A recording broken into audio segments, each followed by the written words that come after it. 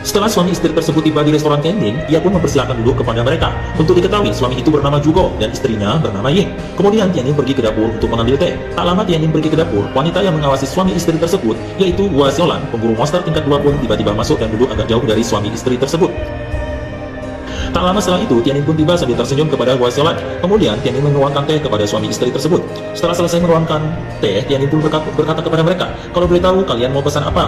Hua Xiaolan pun menjawab, "Apakah ada daging atau hati manusia?" Tianyin menjawab, "Di sini hanya ada saya. Bagaimana kalau makan saya?" Tianyin mengira itu cuma bercanda, makanya ia tertawa terbahak-bahak. 这个酒不如先吃我吧。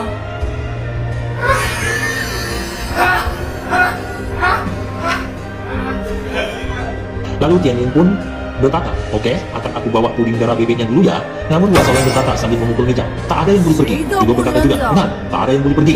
Sambil melempar benda sehingga pintu dan semua jendela tertutup secara bergantian.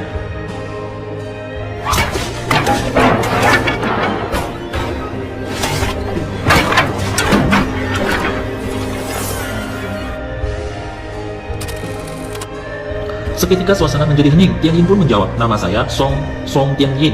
Hua Xiaolan berkata, "Bukan kamu, tapi dia." Saat itu juga, Jugo berkata, "Hai Nona, apa masalahmu?" sambil memukul meja. Ying, istri Jugo, berkata, "Aku si cantik yang elegan dengan bunga lili yang paling keren." Mendengar hal itu, Jugo langsung menimpali istrinya, "Aku lebih suka nama aslimu, Ying." Tanpa menunggu lama, Hua Xiaolan langsung bertindak sehingga terjadilah perkelahian antara Hua Xiaolan dan Ying. Keduanya menunjukkan kemampuannya, namun Hua Xiaolan lebih lincah dan kuat sehingga Ying terpental dan jatuh di lantai. Melihat hal itu, Jugo tidak tinggal diam, sehingga Jugo dan Hua Xiaolan pun adu taruh. Setelah beberapa lama, Jugo yang masih terluka akibat pengejaran monster jahat dapat dikalahkan oleh Hua Xiaolan. Tianyin pun kaget melihat kejadian tersebut. Ia mengira Hua Xiaolan menindas suami istri tersebut.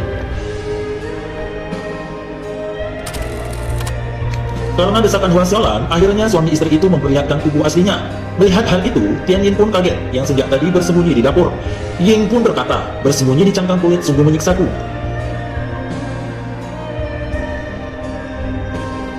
"Dengar, kita ada urusan penting, tapi pikiran kamu cuma makan," kata Jugo. "Tapi si pincang tampak lezat sayang, kamu tak pernah belajar." Pakai bahasa monster, "Mata tak kunga," dengar keras sehingga Ying menampar Jugo. "Kamu kasar, kalau bicara begitu lagi aku tendang bokongmu dengan keras."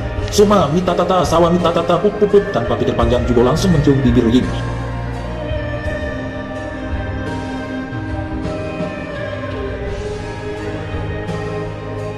Sehingga Ying bunuh sambil berbicara, "Oh sayang, engkau benar, ini salahku." Melihat hal itu, Hua Xiaolan merasa jijik, lalu dia langsung mencambuk Jugo dan Ying. Namun tidak berhasil, malah menjatuhkan keranjang tempat persembunyian sang ratu monster.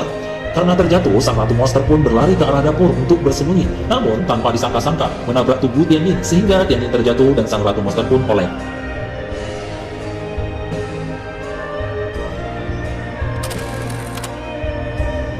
Perkelahian terus berlanjut. Gao dan Ying berusaha mati-matian melindungi dan menyelamatkan sang ratu. Xiaolan hampir terdesak. Gao dan Ying saling melindungi.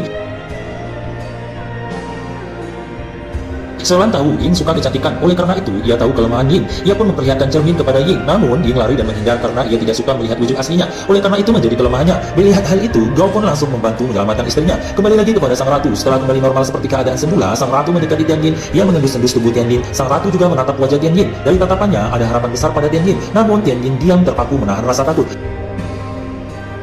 Kembali lagi kepada Xiaolan. Dengan susah payah ia berhasil melumpuhkan Gao dengan kertas jimat, yaitu dengan menempelkan di kening Gao, sehingga membuat Gao mematung dan tidak bisa berbuat apa-apa. Melihat hal itu, Ying tidak tinggal diam. Ia langsung membantu melepaskan jimat itu dengan sebuah kayu, sehingga Gao berhasil lolos. Xiaolan terus berusaha menangkap Gao dan Ying, namun tiba-tiba seorang pemburu monster tingkat 5, yaitu Lugong, kakak seperguruan Xiaolan, menangkap Gao dan Ying seketika sambil mengucapkan mantra Anya Hong. Melihat hal itu, Xiaolan tidak terima buruannya dicuri Lugong. Xiaolan berkata, "Hai Lugong, itu milikku." Namun Lugong menimpali, "Siapa menangkap monsternya, maka dapat uang."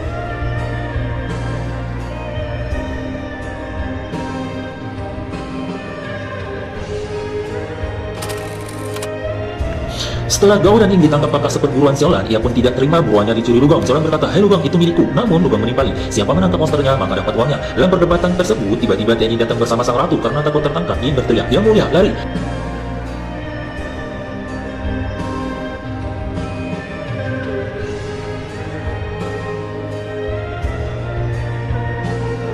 Lugong pun tidak ingin melewatkan kesempatan itu. Ia mencoba menangkap sang ratu, namun berhasil dihalangi Xiaolan, sehingga sang ratu bisa selamat dan kabur. Sebelum kabur, sang ratu pun sempat meludahi Tianyin.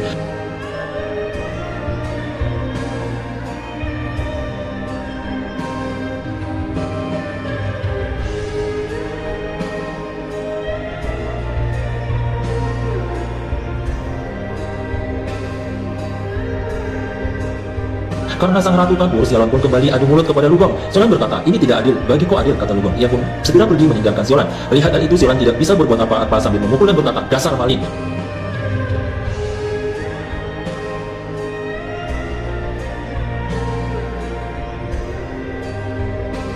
Di saat seperti itu, Tianjin datang dan berkata, aku wali kota desa ini, kamu baru saja membunuh orang. Mendengar hal itu, Siolan pun menjawab, dasar bodoh, mereka itu monster, mereka itu bersembunyi di kulit manusia, berpakaian seperti manusia.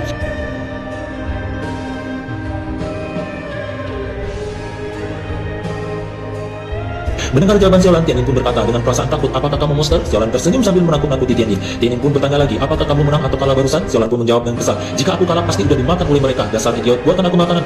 Aku lapar. Tanpa menjawab, Tianjin pun pergi ke dapur. Namun tiba-tiba Siolan berteriak, jangan lupa yang pedas ya.